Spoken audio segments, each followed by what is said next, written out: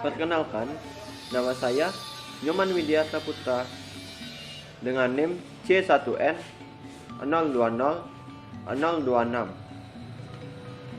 dari Prodi Ilmu Kelautan, Fakultas Pertanian, Universitas Mataram Angkatan 2020. Pada video kali ini, saya akan menjawab pertanyaan dari Praktikum Biologi Dasar Acara 4 yang membahas tentang transport zat, yaitu osmosis dan plasmolisis.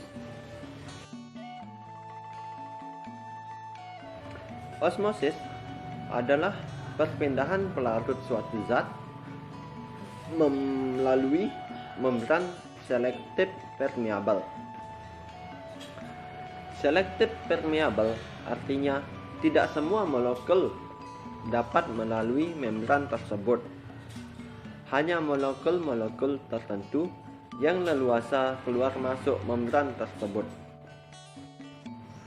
Contoh peristiwa osmosis dalam kehidupan sehari-hari dapat ditemukan seperti pada tumbuhan dan hewan. Pada tumbuhan, peran utama osmosis adalah dalam proses penyerapan air dari dalam tanah oleh akar. Konsentrasi cairan yang berada di dalam jaringan akar lebih pekat atau hipertonis dibandingkan larutan mineral di dalam tanah, yang mengakibatkan air berpindah dari dalam tanah ke jaringan akar. Pada sel hewan, contoh proses osmosis dapat ditemukan pada pengosongan pori cangkang Nautilus, sehingga memungkinkan hewan ini terapung di dalam air. Contoh lain peristiwa osmosis menyatakan bahwa keruh atau buramnya warna mata nelayan karena adanya peristiwa osmosis air laut.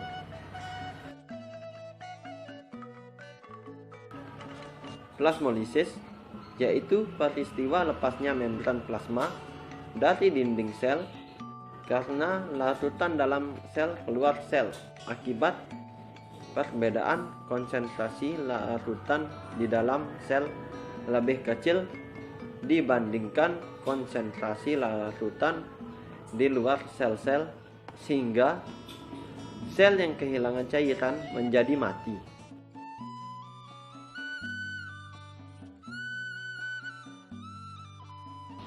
Jawaban nomor 3A.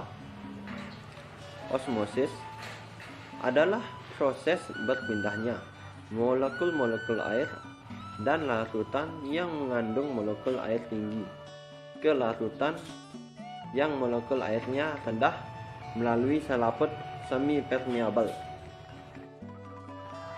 Cepat lambatnya difusi dan osmosis dipengaruhi oleh beberapa faktor, antara lain perbedaan konsentrasi, suhu, tekanan, dan matrik atau bahan penyusun.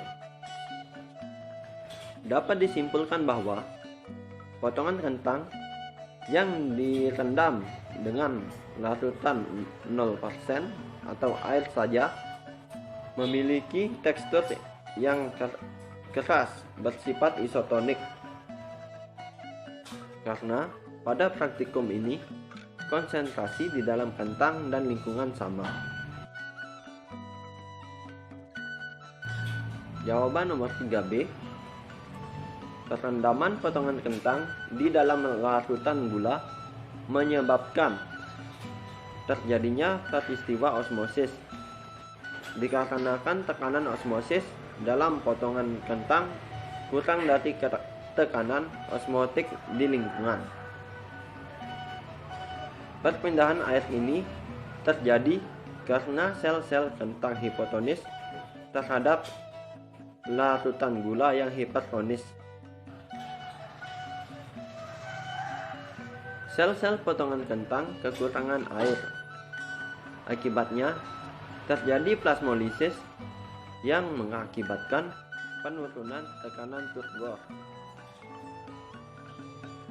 Jika tekanan turgor menurun, akibatnya potongan kentang menjadi empuk dan lembek, sehingga terjadi penurunan bobot potongan kentang akibat perpindahan air dari sel-sel kentang ke larutan.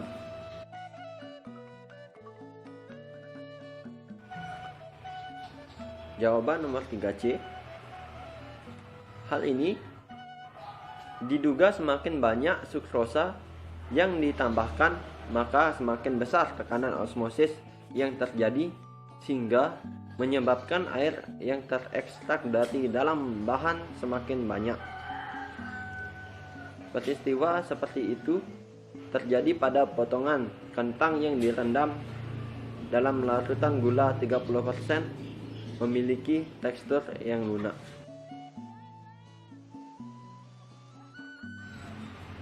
Dari hasil percobaan di atas, daun Roe discolor telah mengalami plasmolisis, yakni peristiwa mengerutnya sitoplasma dan lepasnya membran dari dinding sel tumbuhan jika sel dimasukkan ke dalam larutan hipertonik.